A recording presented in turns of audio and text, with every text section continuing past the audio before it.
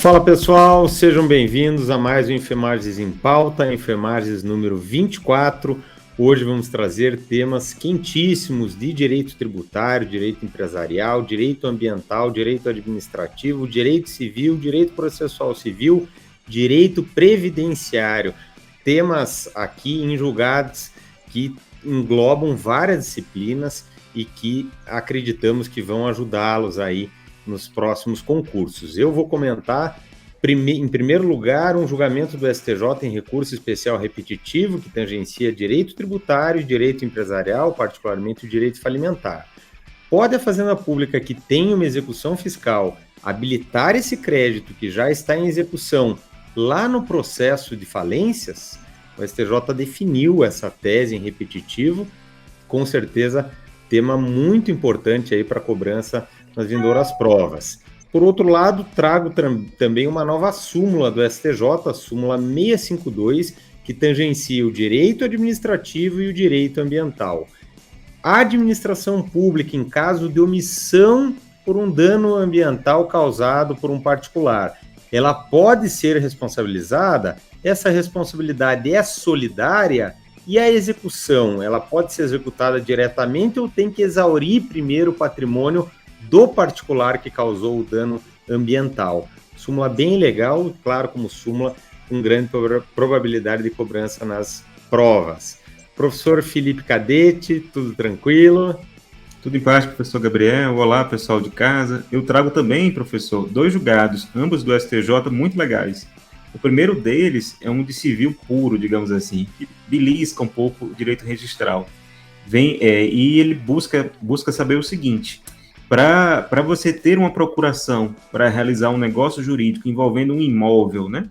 Essa procuração, ela pode se revestir da forma privada, da forma particular, ou ela obrigatoriamente tem que ser também por um instrumento público, né? Naqueles casos dos imóveis com valor de mais do que 30 salários mínimos. Esse é da quarta turma, e o segundo julgado que eu tenho é bem interessante. Ele é um instituto, ele é um IAC, né, o IAC número 6 do STJ, e que ele vai versar sobre a reforma previdenciária, que modificou o artigo 109 da Constituição, que restringiu um pouco a competência delegada da Justiça Federal para a estadual, né, em matéria previdenciária. Ele estabeleceu algumas restrições e o STJ quis saber se essas inovações, né, se essas restrições se aplicavam ou não aos processos em curso, ou só aos novos.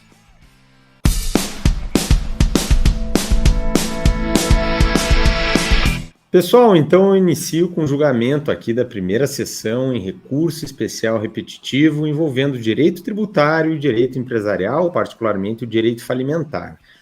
O caso concreto, pessoal, envolvia um pedido de habilitação de um crédito da Fazenda Nacional junto a um processo de falência, claro, na Justiça Estadual.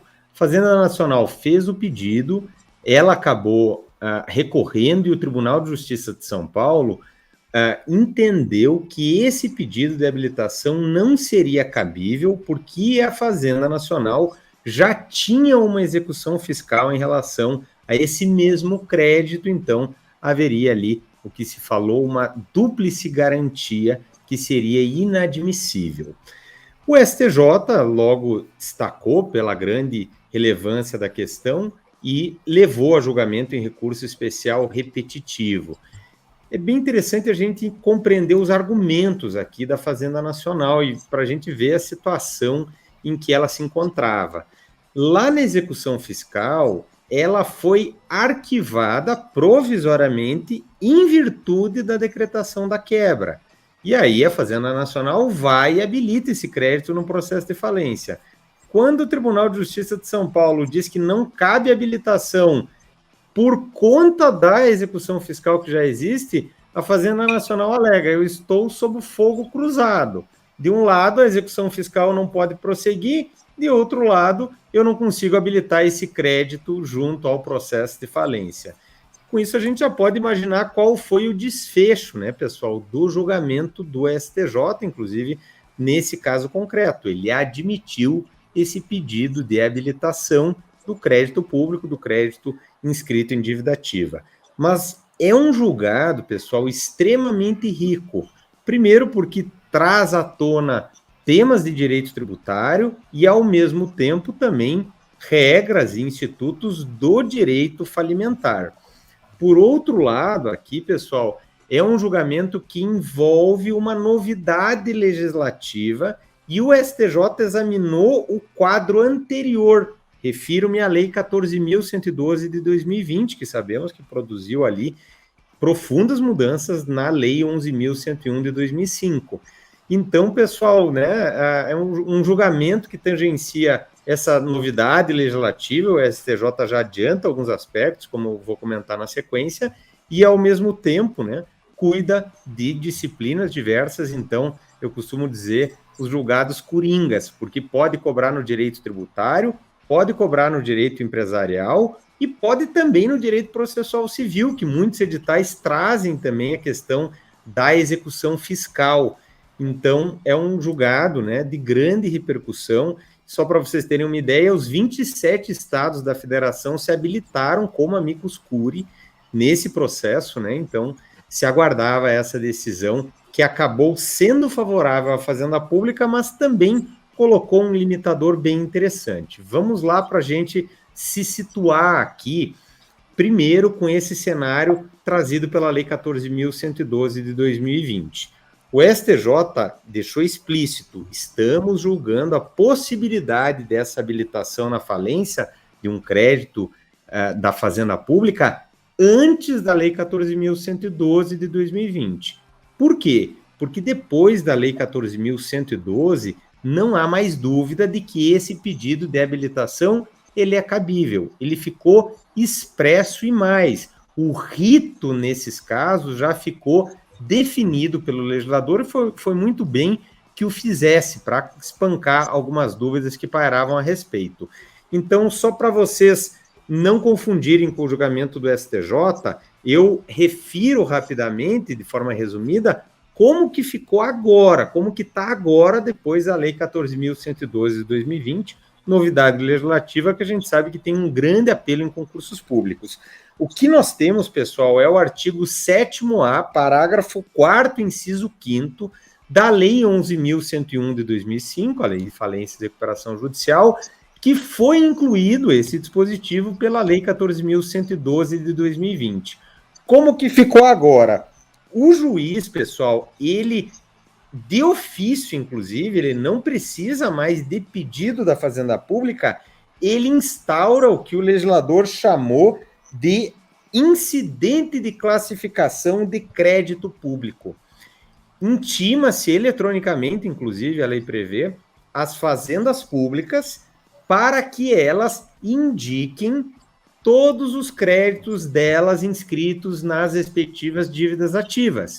Então, o que está inscrito em dívida ativa, ela apresenta para o juiz da falência, ou eventualmente, dependendo da fase, para o administrador judicial, para que nesse incidente se faça a classificação desses créditos. A Fazenda deve informar a situação em que eles se encontram também, de modo que o legislador já cuidou de um rito, trouxe esse incidente de classificação de crédito público para que não haja mais dúvida quanto à possibilidade de, lá na falência, nós termos a discussão em torno da satisfação de créditos inscritos em dívida ativa. Mais do que isso, o legislador deixou explícito que a execução fiscal que eventualmente já tivesse sido proposta, ela ficará suspensa, enquanto isso é feito lá no processo falimentar. Por outro lado, deixou também clara a possibilidade de prosseguimento da execução fiscal contra eventuais corresponsáveis que não são, logicamente, o devedor cuja quebra fora decretada. Então, esse é o cenário atual com a Lei 14.112 de 2020, novidade legislativa importante a gente conhecer para não confundir com a decisão do STJ e, ao mesmo tempo, ficarmos a par do novo cenário pós-Lei 14.112 de 2020. Bom, e como que ficou nos casos anteriores, que são muitos, né, que tramitam aí nos tribunais anteriores à Lei 14.112 de 2020? O STJ entendeu que, mesmo antes da Lei 14.112 de 2020, é cabível o pedido de habilitação de crédito pela Fazenda Pública. No entanto, não pode haver pedido de constrição judicial lá na execução fiscal. Vejam, para vocês entenderem numa situação concreta, nós temos vários cenários, nós podemos ter a inscrição em dívida ativa em relação a alguém que já teve a falência decretada e a gente pode ter também alguém que teve a falência decretada quando já havia uma execução fiscal em curso.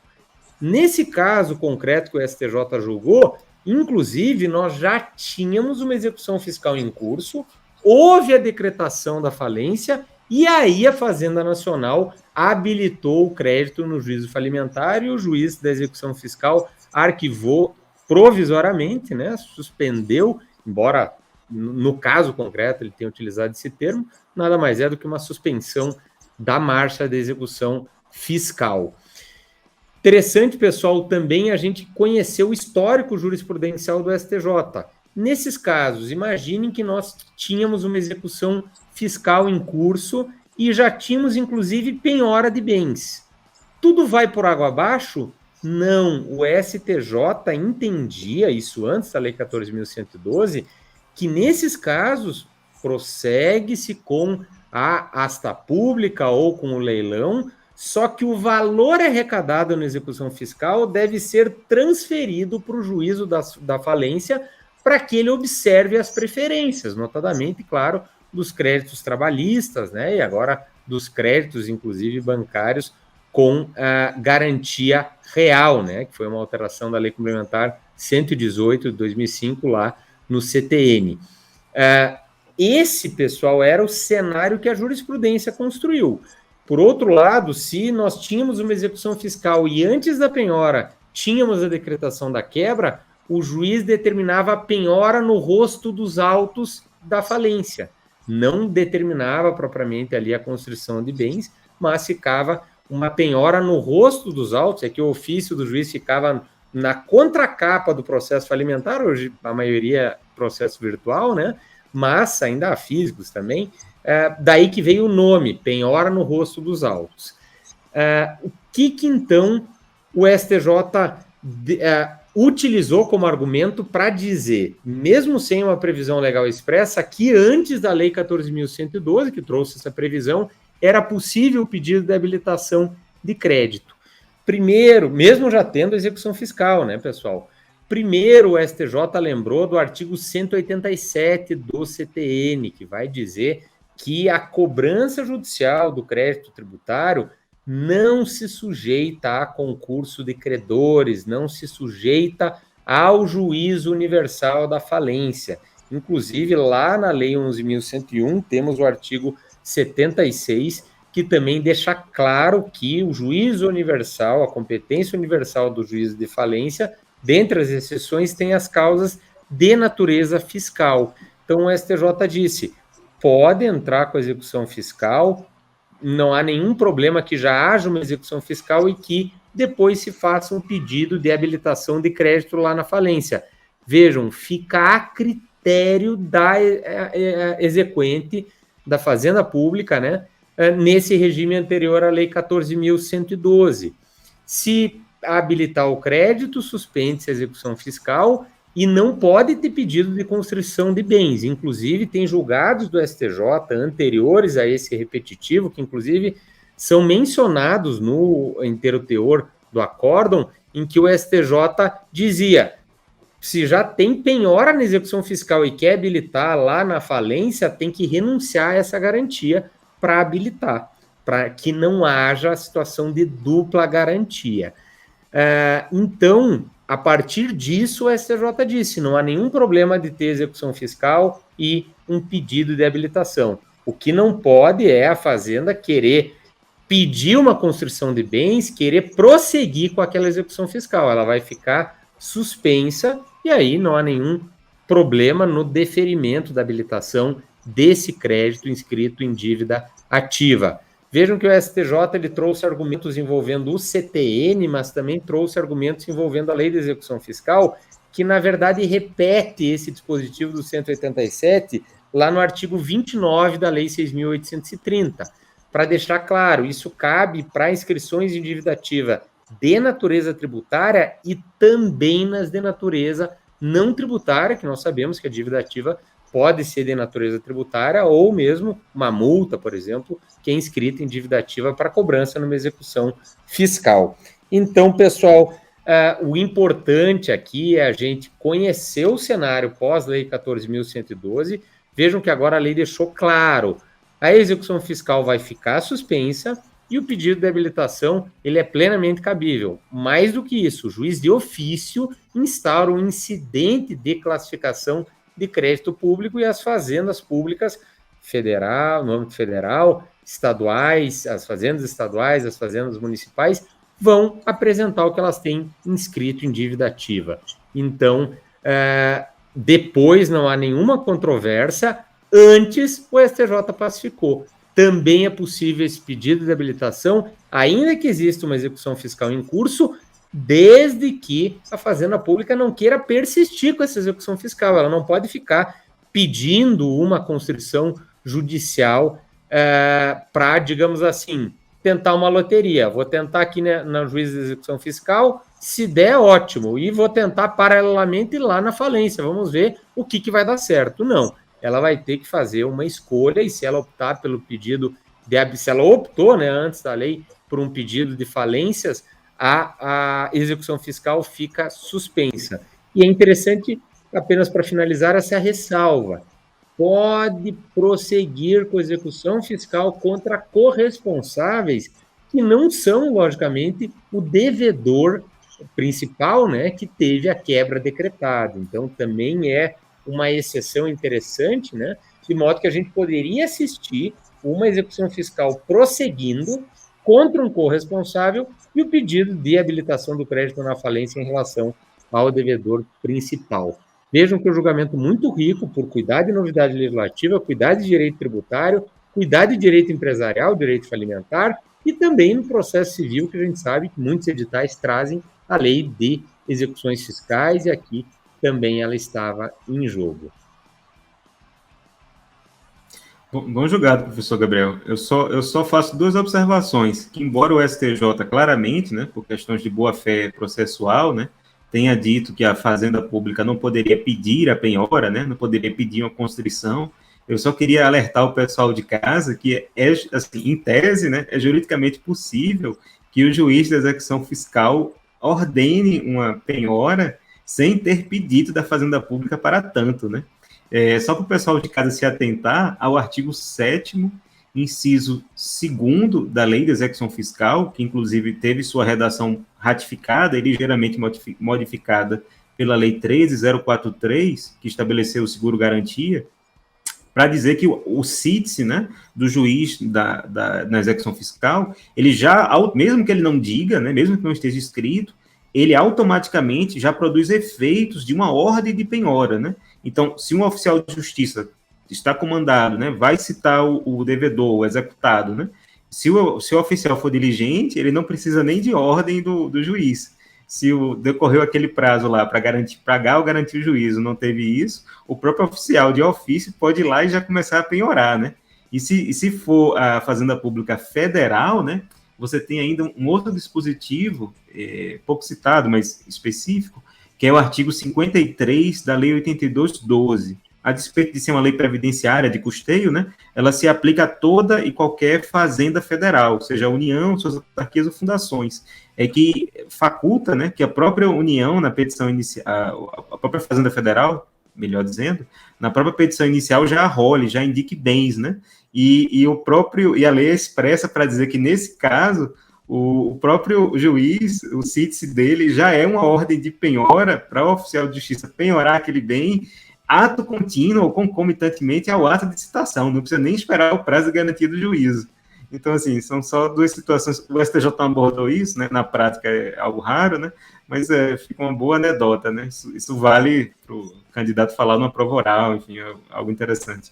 Exatamente, professor Felipe, eu lembrei também daquele tema do Supremo, em que ele entendeu inconstitucional a preferência do crédito federal frente ao estadual ou municipal, porque o pessoal de casa pode imaginar, tá, mas se tem pedido de habilitação de um crédito federal junto, da Fazenda Nacional junto com a Procuradoria do Estado, junto com a Procuradoria do município, como é que vai resolver? Nós não temos mais aquela antiga preferência que está no CTN, né? E está na Lei de Execução Fiscal também, porque o Supremo declarou inconstitucional. O Supremo não disse agora como que vai fazer, né, Felipe? Qual que vai pagar primeiro? Se essa preferência não vale mais, né? Porque é incompatível com a autonomia.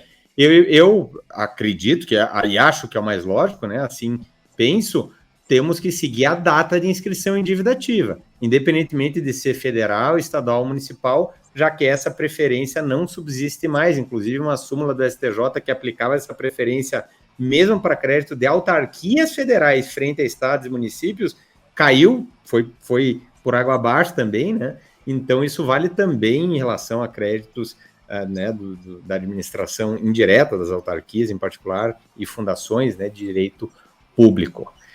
Professor Felipe, temos agora um julgamento também bem legal do direito civil, né?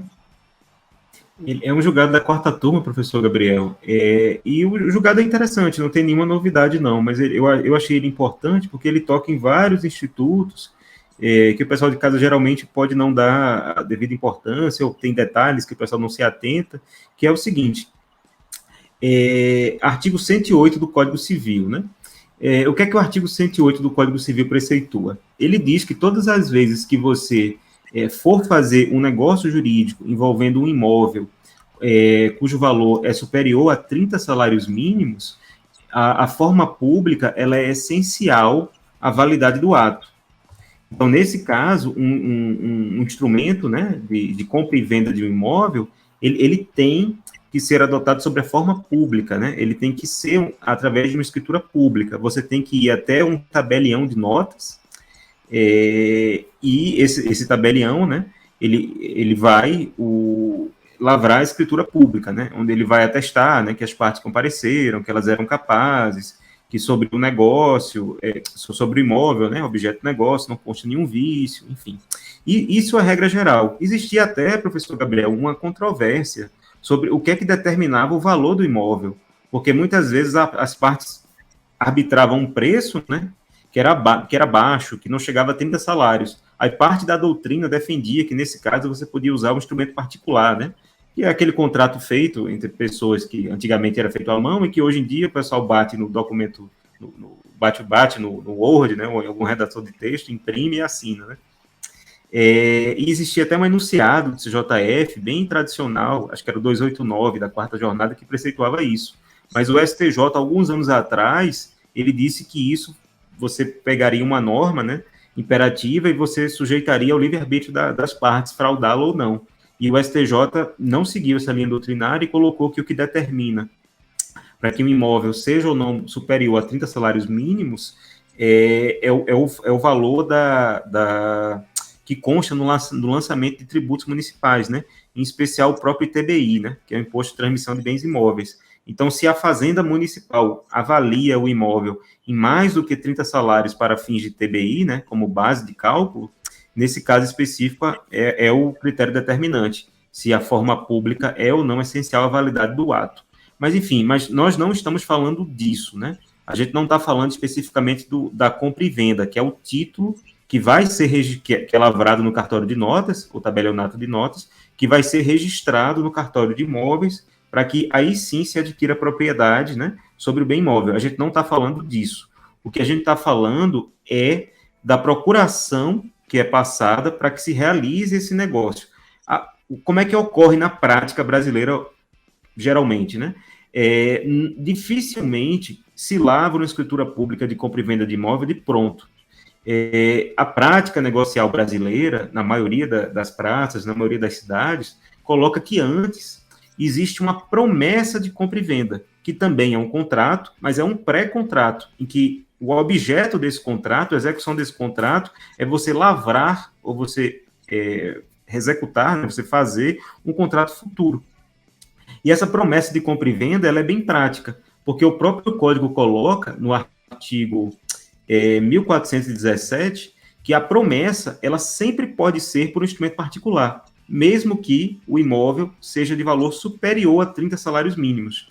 E isso é muito comum, né? Porque geralmente o comprador não tem todo o dinheiro, né? Mas ele quer amarrar o negócio, ele quer deixar firme enquanto ele levanta o dinheiro. Às vezes o imóvel não está 100% regularizado, né? Tem algum débito de IPTU, tem alguma questão de inventário. Aí o vendedor diz: não, eu preciso de tempo para regularizar o imóvel. Então as partes, né, já para deixarem tudo amarrado, né, fazem essa promessa de compra e venda, que pode ser para o instrumento particular sem nenhum problema. E o que é que acontece? Muitas vezes, quando é feita essa promessa de compra e venda, o vendedor ele dá uma procuração para que o comprador futuramente vá no cartório de imóveis e represente esse vendedor junto ao cartório. Então, na prática, só o comprador comparece e ele atua em nome próprio enquanto comprador e ele representa o vendedor na hora de lavrar essa escritura pública. Essa procuração, tradicionalmente, ela é considerada, ela é chamada pelo Código como procuração em causa própria, ou em causa própria, em latim, ou in re suam. Essas expressões são a mesma espécie de procuração. Ela consta no artigo 685 do Código, e ela tem algumas particularidades em relação à procuração comum. A primeira delas é que ela não se extingue, né? Ela não é revogada com o óbito de quem outorgou a procuração. Mesmo que o outorgante morra, a procuração continua válida, essa em causa própria. E a segunda particularidade é que ela não admite revogação, ela é dada em caráter definitivo, em caráter irrevogável. Por quê? Porque na prática negocial, né, você só dá essa procuração, ou pelo menos presume-se, né, quando o preço já foi pago. Então, o vendedor, na prática, ele dá essa procuração para que o comprador lavre a escritura definitiva, né, a escritura pública definitiva, posteriormente. E qual foi a dúvida que surgiu depois de elencar esses conceitos? Era um caso em que você tinha uma promessa de compra e venda que foi dada para um instrumento particular para um imóvel superior a 30 salários mínimos. Até aí, nenhum problema, porque o artigo 1417 do Código é expresso para dizer que sempre se permitirá instrumento particular, qualquer que seja o valor do imóvel. Mas essa procuração em causa própria que foi outorgada, ela foi outorgada em instrumento particular e não em instrumento público. E surgiu a dúvida, será que essa procuração é um instrumento particular, né? Mesmo com essa cláusula de revogabilidade em causa própria, né? Seria possível você lavrar essa escritura com esse instrumento particular? O STJ corretamente entendeu que não, porque o próprio Código ele é expresso no artigo 1657 para dizer que a procuração ela obrigatoriamente terá a mesma forma do negócio a ser celebrado. Então, se o negócio definitivo a ser celebrado, que é a escritura de compra e venda, obrigatoriamente se dá por forma pública, né, perante o tabelião, essa procuração também deve ser dada, né, em forma pública. Senão, não é possível que você lavre a escritura, né? Então, para sintetizar, promessa de compra e venda de imóvel de valor superior a 30 salários mínimos. Pode ser para o instrumento particular? Pode, não tem nenhum problema.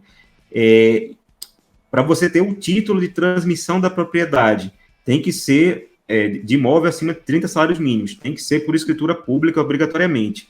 E se entre a promessa de compra e venda e a lavratura da escritura definitiva, o vendedor deu alguma procuração, seja ela em causa própria ou não, para o comprador, e o imóvel for mais do que 30, também essa procuração, para que ela seja válida, obrigatoriamente ela tem que ser por instrumento público, ou seja, ela tem que ter sido lavrada perante um tabelião.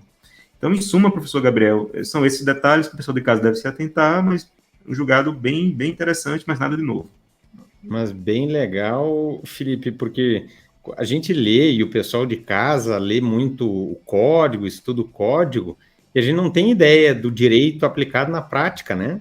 Então, tu colocaste como normalmente aí na prática negocial, como que funciona essa dinâmica, né?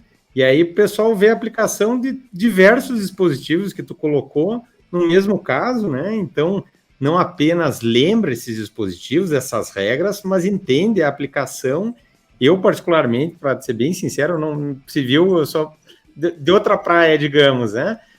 Mas lembro desses termos, né? De ver, procuração em reinsuam, em causa própria, mas a utilidade disso, sabe, é uma coisa para mim bem quase metafísica, eu diria.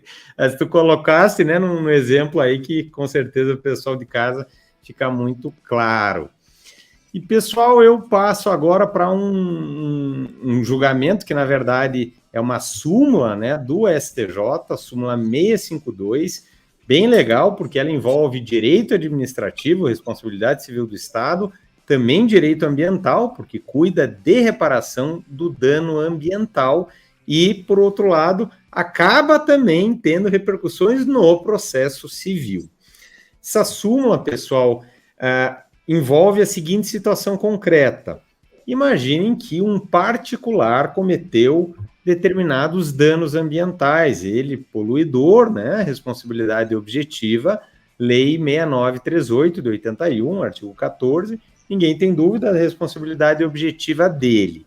Agora, imaginem que nesse dano nós também tivemos, dentro de um nexo de causalidade, uma omissão da administração pública, que deveria ter fiscalizado, mas não o fez, e que, por isso, se coloca dentro dessa relação de causalidade, dentro do que se chama do nexo etiológico.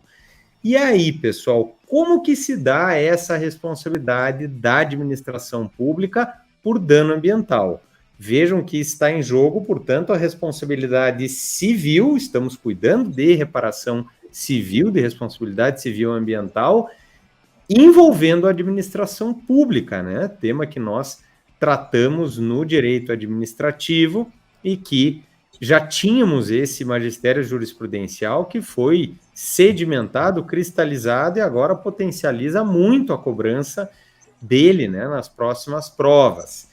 Vejam que, em matéria de responsabilidade civil do Estado, o STJ e boa parte da doutrina costuma distinguir entre os atos comissivos e os atos omissivos, para dizer que para os atos comissivos a responsabilidade é objetiva e para os atos omissivos, para as omissões, nós temos uma responsabilidade subjetiva que aí se funda, né, na chamada culpa do serviço, na faute du service lá, que foi importada do direito francês, direito administrativo francês, e que envolve uma culpa generalizada, ou seja, não precisa comprovar uma culpa individual de um determinado agente público, basta demonstrar que o serviço não funcionou, ou então que ele funcionou mal ou funcionou tardiamente.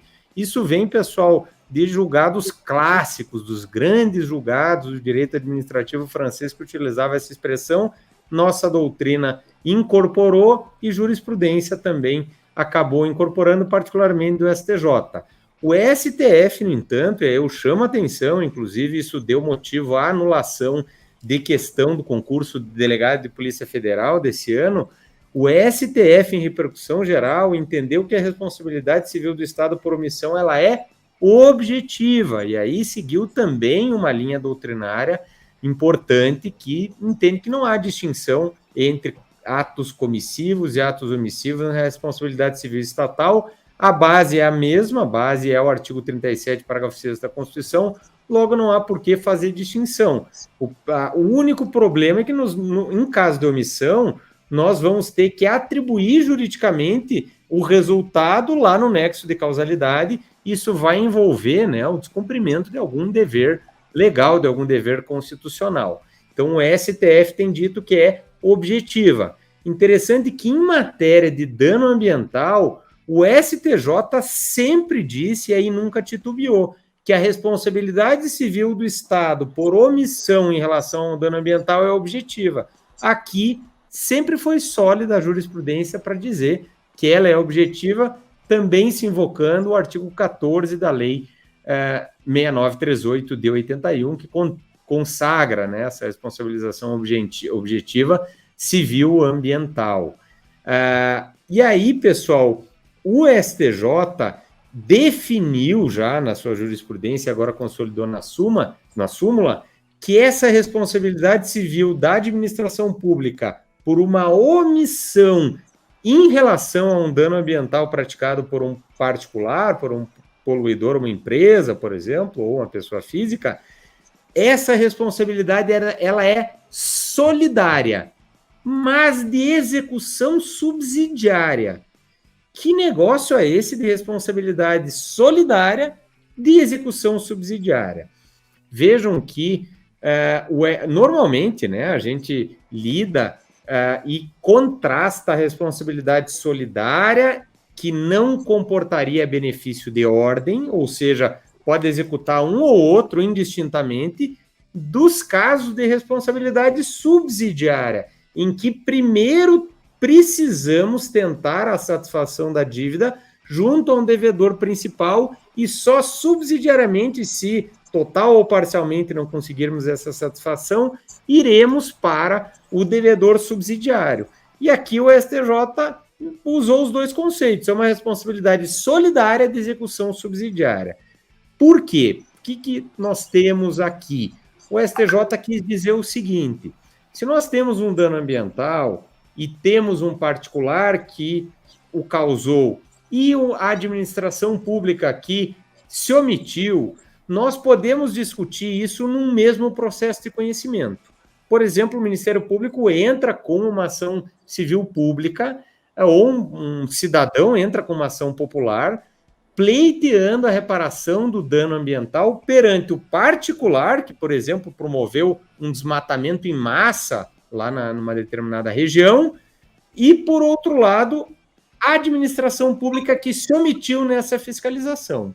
No processo de conhecimento, nós vamos ter que comprovar que o particular é o responsável por aquele desmatamento e a administração pública como omitente, ou seja, tem que ser comprovado, ela não é seguradora universal, então tem que ser comprovado que ela devia e podia agir, ou seja, uma omissão específica, não uma omissão genérica, como se ela pudesse evitar todos os males que possam acontecer na sociedade. Então, no processo de conhecimento, é possível entrar contra ambos, contra o particular e contra a administração pública. E o juiz vai, portanto, reconhecer uma responsabilidade solidária dos dois, portanto, pelo adimplemento, pelo pagamento da dívida, claro, se ele julgar procedente. Os dois podem ser réus, então, no processo de conhecimento e teremos esse julgamento, teremos essa produção probatória.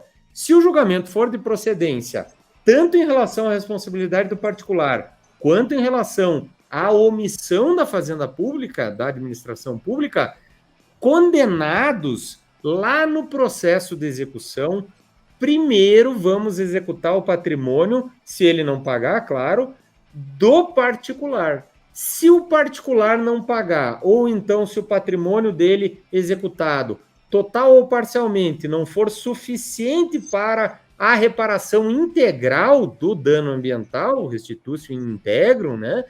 Aí nós poderemos cobrar da administração pública o que faltou para que haja a completa reparação do dano ambiental. Então, é um julgamento bem legal, na verdade, uma súmula, né, um conjunto de julgamentos que a ensejou, que tem, né, por ser súmula, probabilidade ainda maior, potencializada a partir de agora, e que pode ser cobrada tanto no direito ambiental quanto no direito administrativo.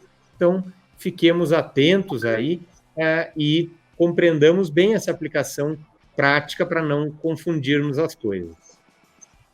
Só para ajudar o pessoal de casa, né, no que seria uma analogia, algo em torno disso, o STJ com essa súmula, que não inovou, né, realmente consolidou, cristalizou o entendimento que já constava em vários julgados, basicamente é aquela situação do fiador com benefício de ordem, né, o que ele primeiro pode exigir, né, que primeiro se tente, né, discutir ou executar os bens do devedor principal, e só então, se esses bens não forem suficientes, né, é que a execução, né, passaria a recair sobre o patrimônio do fiador, né.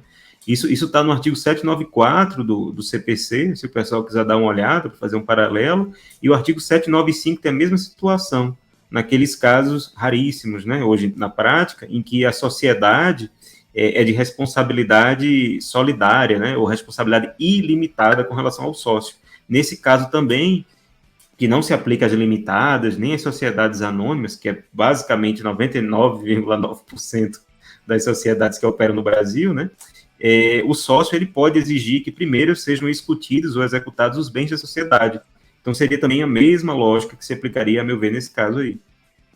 Perfeito. Eu lembrei aqui, Felipe, lá do CTN, a gente tem situações bem diferenciadas, né, no código. Casos de responsabilidade solidária, que daí pode cobrar dos dois sem benefício de ordem, lá no CTN, as hipóteses, né, legais trazidas pelo 124.2, que ele dá abertura para que a lei traga, né.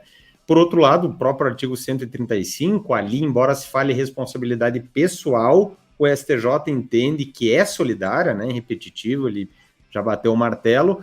Por outro lado, no artigo antecedente, no 134, nós temos responsabilidade subsidiária. Só dá, por exemplo, para cobrar dos pais em relação a créditos tributários dos seus filhos ou dos tutores ou curadores em relação aos tutelados e curatelados, para exemplificar as hipóteses da lei do 134, quando já tentaram cobrar a dívida do devedor principal. No caso, o filho, que tem algum, digamos que ficou de herança, né, algum imóvel, né, e que não pagou IPTU, só então que poderíamos cobrar do pai. Mesma coisa, um tutor ou curador, tem os tabeliães também ali, várias hipóteses, né, no caso do 134, então, outro exemplo, e para ver como direito tributário não se confundem, né, não se misturam responsabilidade solidária e responsabilidade subsidiária. Aqui, nesses domínios da reparação civil do dano ambiental envolvendo a omissão da administração pública, nós temos solidariedade com benefício de ordem, ou seja, com execução meramente subsidiária. Felipe, temos para finalizar aí o nosso Enfermagem de hoje um julgamento de direito previdenciário, direito processual civil, cuidando incidente de assunção de competência, né, também Instituto Novo do CPC, com grande repercussão na Justiça Estadual, na Justiça Federal. Exatamente, professor Gabriel. Foi julgado pela primeira sessão do STJ e ele trata da seguinte questão. A emenda constitucional 103, né, de 2019, que é a última reforma da Previdência, ela modificou um pouquinho a redação do parágrafo 3º do artigo 109 da Constituição, que trata, né, da jurisdição federal delegada aos juízes estaduais. Como era antes e como ficou. Como era antes, em ações, né, envolvendo segurados, né, que o pessoal interpreta como sendo matéria previdenciária e também matéria assistencial, né, isso aí é bem tranquilo, a jurisprudência faz até uma interpretação extensiva aí nesse aspecto, para incluir também as demandas em que o INSS é parte, de modo geral, né, seja o direito subjúdice, o direito previdenciário em si, ou mesmo o direito assistencial.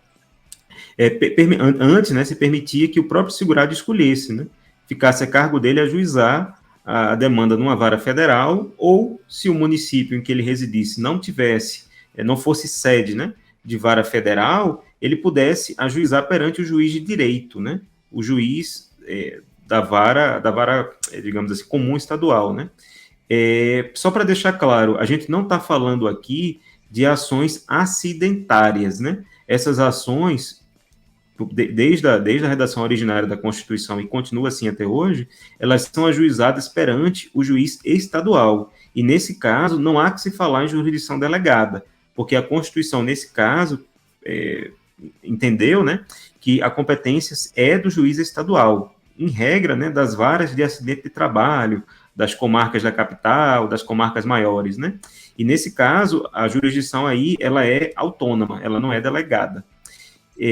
Enfim, o que é que ocorreu? Essa delegação que havia, né, para o juiz de direito, ela foi bastante restringida com essa emenda constitucional 103, né, de 2019. Se previu que para que o segurado agora ele possa escolher, né, o juiz estadual para ajuizar a sua demanda previdenciária de natureza não acidentária, repise, fique claro, a comarca, né, ela não pode distar mais do que 70 quilômetros da sede, né, do município que seja sede de uma vara federal. Isso consta atualmente da lei...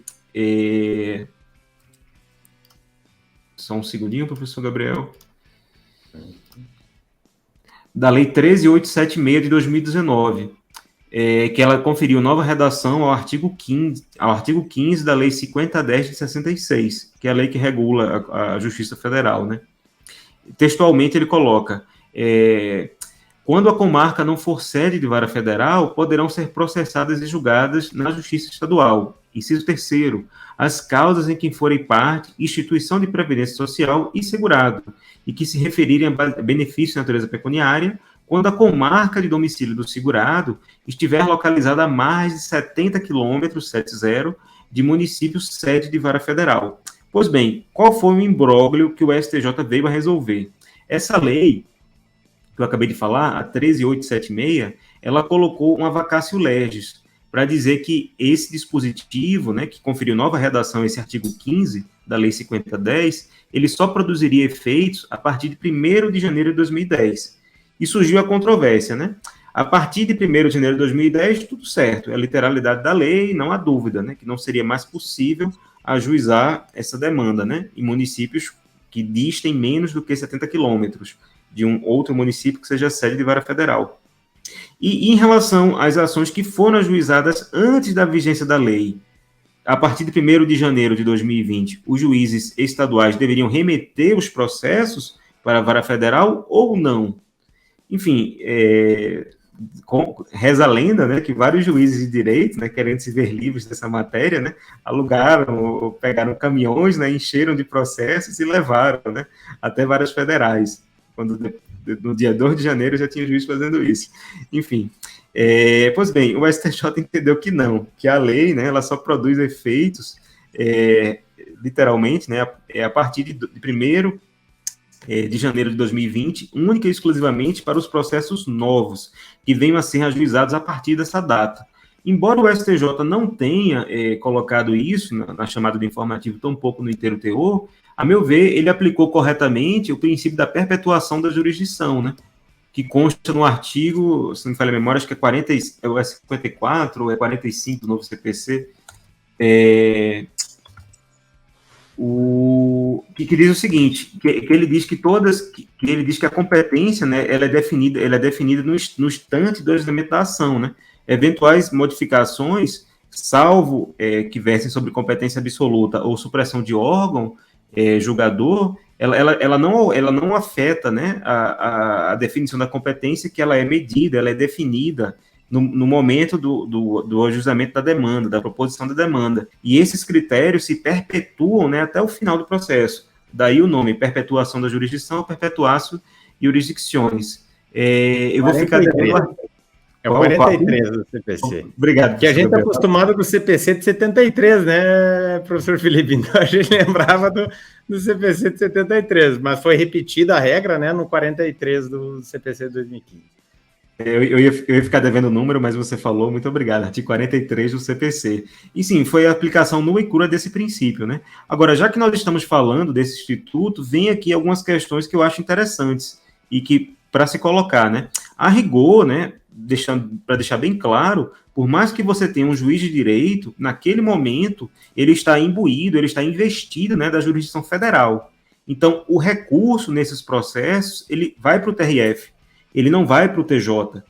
Se você tiver um conflito de competência, né, se houver alguma discordância aí entre, seja conflito positivo ou conflito negativo, né, de competência, entre o juiz federal e o juiz de direito, nessa hipótese, quem vai dirimir esse conflito, como regra, é o TRF. Se o TRF tiver a mesma competência, né, territorial sobre os dois juízes, sobre as duas comarcas, sobre as duas cidades. Não é o STJ. O que seria normal, né, quando você tivesse juízes submetidos a tribunais diversos. Mas nesse caso, deixando bem claro, você tem realmente um juiz, você tem dois juízes federais, né, embora a jurisdição federal de um deles esteja momentaneamente sendo exercida por um juiz de direito. E uma outra questão bem interessante, que não foi abordada no julgado, é que se você instalar uma vara federal na comarca que não tinha antes vara federal, essa delegação cessa. Então, em qualquer momento, né, qualquer estágio que esteja o processo, o juiz de direito deve remeter ao juiz federal. O STJ tem conflitos de competência vários, né, que falam isso, e existe também a súmula 10 do STJ, que, embora não trate do juiz federal, trate das juntas, das antigas juntas trabalhistas, né, que hoje várias do trabalho, a lógica é a mesma, porque o juiz do trabalho não deixa de ser um juízo federal. E quando antes da Constituição e quando a Constituição foi editada, a Justiça do Trabalho ela não era interiorizada como ela é hoje, né? Lembrando que a Justiça do Trabalho ela é maior e mais interiorizada, inclusive, do que a própria Justiça Federal, né? Justiça Federal comum. Aí era muito comum que os juízes de direito também julgassem reclamações trabalhistas.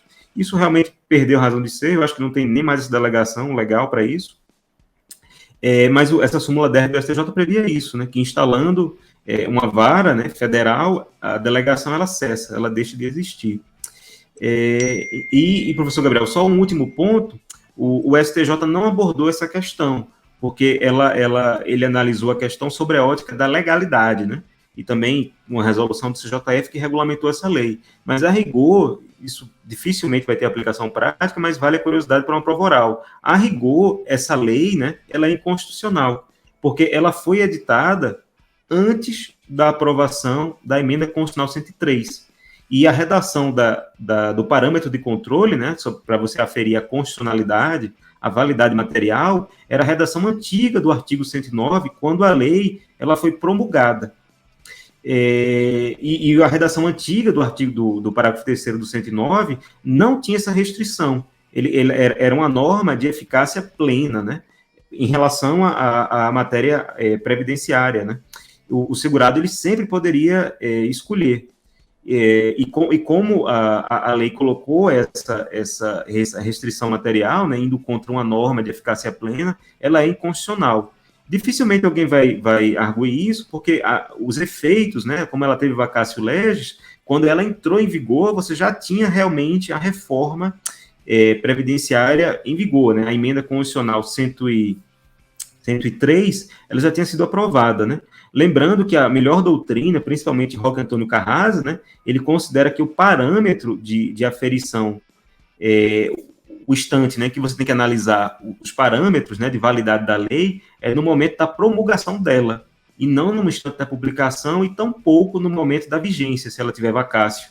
Então, assim, no instante que ela foi promulgada, ela não tinha base constitucional que permitisse essa restrição, né, de até 70 quilômetros, então, assim, a rigor, ela é inconstitucional, mas como ninguém suscitou, né, aplica-se, né, o princípio da presunção de validade das leis. Interessante, Felipe, que entra naquela teoria da constitucionalização superveniente, né, que o Supremo não aceita. Então, para esse caso, né, em outras situações, o Supremo já reconheceu a inconstitucionalidade. Esse caso só tem essa peculiaridade, que a lei foi promulgada, publicada, mas com a vacatio legis. Então, ela veio antes da emenda 103, que é vigente desde 13 de novembro de 2019, mas os efeitos dela se projetaram para 1º de janeiro de 2020. Então, digamos que se quiser salvar, dá para entrar nessa discussão, embora, como tu bem colocaste, a doutrina também aponta a necessidade de analisar, não quando está surtindo efeitos, mas já na sua promulgação. E aí, só para lembrar para o pessoal, tu bem colocasse também os entendimentos, súmula 3 do STJ, essa do conflito de competência entre um juiz federal, um juiz estadual investido da competência federal, né, delegada, vai para o TRF o conflito de competência se estiverem, claro, na mesma região da Justiça Federal, senão ainda iria para o STJ. Por outro lado, a súmula 55 diz que o recurso nas causas previdenciárias contra a decisão do juiz estadual não investido de competência federal delegada vai para o TJ.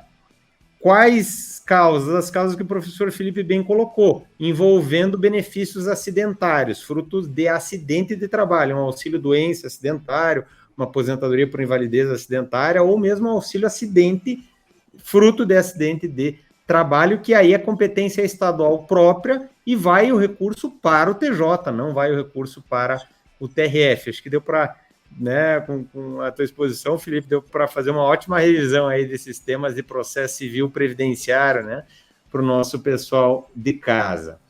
Com isso, pessoal, concluímos então mais uma edição aqui do Infemares em Pauta. Não deixem de dar uma lida no nosso material escrito para uma boa fixação. Deixem os comentários aqui no vídeo, sempre muito bom o feedback de vocês.